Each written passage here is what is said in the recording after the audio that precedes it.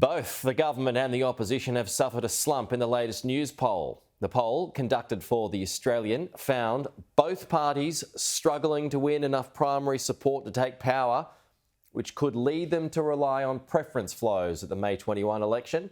Combined popular support for the Coalition and Labor is now at its lowest level in 5 years and the lowest level on record for an election campaign. First preference support for Labor has dropped by 1 point to 36%, while the Liberal Party has also declined by 1 point. That's to 35. At the same point in the campaign in 2019, the Coalition's primary vote was at 38%, while Labor's at 36%. Labor holds a two-party preferred lead of 53 to 47 based on preference flows from the last election. 29% of voters indicated that they would support a minor party or an independent 5 weeks out from game day. Based on the latest poll, Labor would be favoured to win with a majority. While Scott Morrison is still in the lead as better PM, support for opposition leader Anthony Albanese has slumped after a rocky first week of his election campaign.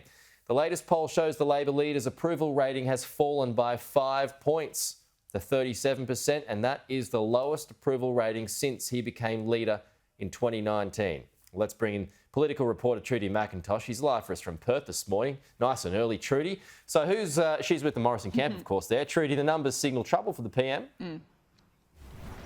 They do. He is increasing his lead as preferred Prime Minister, Pete, but in the numbers that matter in Newspoll that determine who actually forms government, you can see both major parties there have their primary vote stalling in the mid-30s. It's a different position to how the Coalition's primary vote looked at the 2019 election, and even then, they only scraped over the line with a bare majority. Take a look at what this does when you translate the two-party preferred to the state of the House, and you can see why we potentially are in for a hung parliament. Labor would get a swing compared to the last election of 4.5%. They would pick up 10 seats and they would get over that threshold for majority government. So 79 seats, you only need 76. But given the margin of error and the fact that we rarely see these sort of national swings across the country anyway, there is a real prospect that we could get to May 21 and there is not a majority of either of the two major parties. Interesting in that context to hear Scott Morrison yesterday refusing to rule out needing to do a deal with these climate independents if they are elected.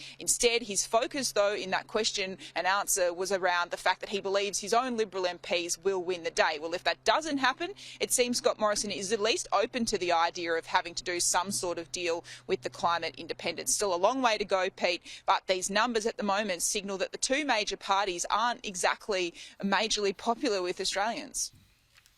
Yeah, we might be hearing a lot more about that so-called deal with the Teals. Meanwhile, Trudy, the PM has a big jobs announcement today for the mining sector.